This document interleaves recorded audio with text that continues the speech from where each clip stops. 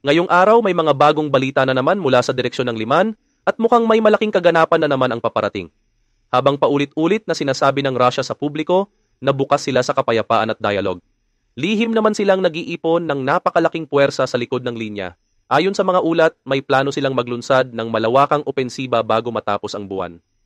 Samantala, mukhang nawawalan na ng pasensya si dating US President Donald Trump sa tila pagkaantala ng kilos ng Russia. Kaya't binabantaan niya itong papatawan ng pinakamabigat na parusang pang-ekonomiya na posibleng sumira sa kakayahan ng Russia na magpatuloy sa kanilang gera. Ang sentrong layunin ngayon ng Russia sa Lyman at Borova ay kontrolin ang mga bayan na ito. Kapag nagtagumpay sila, maitutulak nila ang puwersa ng Ukraine papalayo patungo sa mga ilog ng Oskil at Siversky Donetsk. Sa ganitong galaw, malalagay sa panganib ang tinatawag na bridgehead o pwesto ng mga sundalong Ukrainian na nakuha nila noong 2022 Kharkiv counter-offensive. Para maisakatuparan ang planong ito, libu-libong sundalong Russian ang dahan-dahang dinadala sa likod ng linya. Ayon sa ilang ulat, mahigit 30,000 na sundalo na ang nasa sektor ng Borova pa lang. At hindi ito basta-basta lang, ang mga sundalong ito ay hindi tulad ng mga voluntaryo, bilanggo, o mga bagong mobilized na kadalasang ipinapadala sa ibang lugar. Sila ay sinasanay ng husto, pinaghahandaan para sa aktwal na labanan. Kapag naisama ang mga nasa frontline ngayon, makakamit ng Russia ang tinatayang 3-1 na numerical advantage laban sa Ukraine's 3rd Army Corps na siyang nagtatanggol sa lugar. Isa sa mga inaabangan ngayon ay ang plano ng Russia na palawakin ang kanilang hawak sa mga maliit na tulay sa ibabaw ng Jerebets River. Sa nakalipas na 3 buwan, unti-unti nilang nakuha ang ilang mga lugar gaya ng Novoluvka at ngayon ay malapit na sila sa Nova. Pero may problema pa. Dahil masyadong makitid ang bridgeheads, hindi pa nila magamit ng buo ang kanilang mga sasakyang pandigma. Kaya ang susunod na hakbang ay palawakin ito para makapag-deploy ng mas maraming sundalo at mabibigat na kagamitan, kabilang na ang mga armored vehicles. Kapag nagtagumpay ang Russia sa pagpapalawak ng bridgehead, posible na nilang simulan ang mas malawakang opensiba na may layuning maabot ang Oskil River. At kung magawa nila ito, mapuputol nila ang daan ng lupa ng Ukraine sa pagitan ng Lyman at Borova. Isang estratehikong hakbang na maglalagay sa puwersa ng Ukraine sa Borova, sa alanganin. Kapag nagkataon, iisa na lang ang tulay na maaari nilang gamitin para sa supply at paggalaw. Isang tulay na madaling targetin ng Russia. Pagkatapos nito, ang susunod na hakbang ng Russia ay ang pagtulak pababa, patungong Lyman. Kapag nagtagumpay sila rito, mabubuksan ang bagong daan patungo sa Donbas. Sa mas malaking larawan, ang galaw na ito ay bahagi ng mas malawak na opensibang balak ng Russia na tumama rin sa Kostiantynivka mula sa timog. Lahat ng ito ay tila bahagi ng mas ambisyosong plano ang tuluyang sakupin ang buong Donetsk Oblast bago matapos ang 2026, ngunit habang patuloy ang galawan sa lupa, sa likod ng mga mikropono at mesa, may ibang drama ring nangyayari ang usapang kapayapaan. Ngunit sa halip na seryosong pag-uusap, paulit-ulit na naglalagay ng bagong kondisyon ang Kremlin. Ilan sa mga hinihingi nila kalimutan na raw ng Ukraine ang NATO, isuko ang 5 rehiyon na inaangkin ng Russia at buwagin ang buong sandatahang lakas ng bansa. Habang bukang bibig ng Russia na bukas sila sa usapang kapayapaan, ang totoo ay may ibang plano sila sa likod ng kurtina. Isa lang itong diplomatic smokescreen, isang palabas para pagtakpan ang tuloy-tuloy na pag-ipon nila ng puwersa para sa isang malawakang opensiba. Alam ng Russia na hindi na sila pwedeng magpatumpik-tumpik. Kaya ngayon, minamadali nila ang pag-deploy ng mahigit 30,000 na sundalo sa Lyman-Borova front. Ito raw ang huling sugod bago sila mapilitang pumirma sa isang pansamantalang tigil putukan. Pero hindi rin nagpapahuli ang Amerika. Habang tila nagpapalipas oras ang Russia, unti-unti namang nakikita ni Donald Trump ang tunay na galaw ng Kremlin. Kaya't nagbabantang patawan ng 50% na taripa ang mga bansang bumibili ng langis mula sa Russia, isang hakbang na tiyak na magpapaisip sa maraming bansa. Pero mas matindi ang plano ng US Senate. Karamihan sa mga mambabatas ay bukas sa mas mabigat pang hakbang, hanggang 500% secondary sanctions para sa sinumang makikipagkalakalan ng langis sa Russia. Kung matutuloy ito, baka tuluyan ng maparalisa ang ekonomiyang pandigma ng Russia. Habang umiinit ang sitwasyon sa pandaigdigang politika, walang duda na naghahanda ang Moscow para sa isang malawakang opensiba. Gamit ang kanilang mga veteranong kontraktual na sundalo, todo ensayo at puspusan ang paghahanda sa sektor ng Lyman-Borova. Sa dami ng kilos, galaw at intel na lumalabas, malaki ang posibilidad na simulan ng Russia ang opensiba bago matapos ang Abril.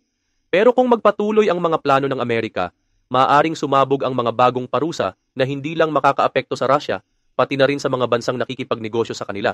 Mayroong ding isang mainit na balita mula sa direksyon ng Kurakhove, isang lugar na matagal ng tila natigil ang bakbakan. Pero ngayong araw, binasag ng Russia ang katahimikan sa pamamagitan ng isang malawakang atake na ikinagulat ng marami. Pagkatapos ng ilang linggo ng tila kalmadong labanan, bigla na lang nagsimula ang isang surprise mechanized assault mula sa baryo ng Andreevka. Ayon sa ulat, layunin ng Russia na muling makabawi ng momentum matapos ang matagal na pagkaubos ng lakas sa paulit-ulit na bakbakan. Kaya kahit may mga usap-usapan na posibleng magkaroon ng ceasefire o pansamantalang paghinto sa bakbakan, ipinilit ng mga komander ng Russia ang opensibang ito. Layon nilang makakuha ng mas maraming teritoryo hanggat hindi pa pormal ang tigil putukan, isang presyong direktang galing sa mga opisyal sa Kremlin. Ang target, makalusot sa depensa ng Ukraine gamit ang isang malawakang atake ng mga armored vehicles mula Andreevka patungong Oleksiivka. Ang paniniwala ng mga komander ng Russia ay kapag biglaan at sabay-sabay ang atake, baka magpanik ang mga depensang Ukrainian at umatras. Hindi ito ang estilo ng opensiba na karaniwang ginagawa ng Russia sa mga nakaraang linggo, kung saan maliit lang na grupo ng sundalo ang sumusubok umatake. Pero dahil sa kahusayan ng mga drone ng Ukraine, halos walang nakukuhang progreso ang mga ganitong galaw. Kaya ngayon, pinili ng Russia na sumugal. Inaasahan nilang kapag mabilis silang nakaabante, mabubura rin nila ang mga operator ng drone sa paligid ng Oleksiivka na isa sa mga pangunahing balakid sa kanilang paglusob. Matagal nang pinaghandaan ng Ukraine ang ganitong senaryo. Sa tulong ng mga surveillance drone na nakaabang buong araw at gabi, natunugan agad ang mga galaw ng kalaban. Bagamat bumaba na ang bilang ng mekanisadong opensiba ng Russia dahil sa matinding pagkalugi, hindi nagkulang ang Ukraine sa paghahanda. Patuloy silang naglalagay ng mga landmines sa posibleng daanan ng kalaban at pinatitibay ang kanilang mga posisyon. 6:30 ng umaga nang magsimula ang opensiba. Isang kolum ng Russia na may 12 armored vehicles, kabilang ang mga tank, infantry fighting vehicles at isang Kamaz truck ang umusad mula Andreevka. Sinubukan nilang iwasan ang mga unahang posisyon ng Ukraine. Gayunpaman, dahil sa drone reconnaissance, natuntun agad ng Ukraine ang convoy bago pa ito makalabas ng baryo. Paglabas ng column, sumabog ang lead tank sa isang minahan at naipit ang buong hanay sa gitna ng bukas na lugar. Biglang bumuhos ang precision artillery fire at cluster munition sa lugar. Habang nagtatangkang tumakas ang mga sundalo ng Russia mula sa kanilang mga sasakyan, binumba sila ng mga drone gamit ang mga granada at kamikaze drones na diretsong sumalpok sa mga trench at gusaling tinatago ang nawasak na. Sa loob lang ng 30 minutes, 7 sasakyan ang tuluyang nasira, 5 pa ang napinsala. Tinatayang 40 na sundalo ng Russia ang nakitil o malubhang napinsalaan. Pero hindi pa rin tumigil ang mga opisyal ng Russia. Alas 8 ng umaga, nagpadala pa sila ng pangalawang wave, 2 armored vehicles at 1 dosenang sundalo. Ngunit gaya ng nauna, agad silang natunton ng mga drone at inatake sa mismong kill zone. Bandang alas 10 ng umaga, muling sumubok ang Russia ng ikatlong wave ng opensiba. 3 armored vehicles ang pinakawalan papasok sa kanlurang bahagi ng Andreevka. Pero bago pa man makapasok ng tuluyan, agad na silang sinalubong ng Ukrainian drones at wala pang ilang minuto, lahat ng sasakyan ay nawasak. Nang tuluyang mawasak ang spearhead o pangunahing puwersa ng Russia, nagpakawala naman ng matitinding glide bomb strikes ang Russian Air Force sa mga posisyong pinaghihinalaang kinaroroonan ng mga Ukrainian drone operators. Pero ayon sa mga sundalong Ukrainian sa lupa, lahat ng drone teams ay ligtas. Walang nakitil o napinsalaan sa kabila ng paghihiganting airstrike ng kalaban.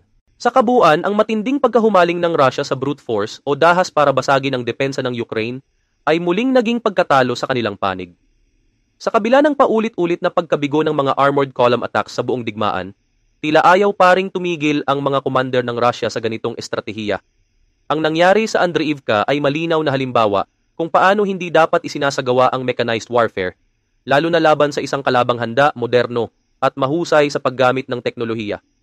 Isang buong wave ng armored assault, ang pinakamalaki sa araw na iyon, ang tuluyang nadurog sa loob lang ng 30 minuto. Hindi lang ito tagumpay ng Ukraine sa taktika, kundi isang malinaw na mensahe sa mundo. Hindi sapat ang dami kung wala ang tamang diskarte.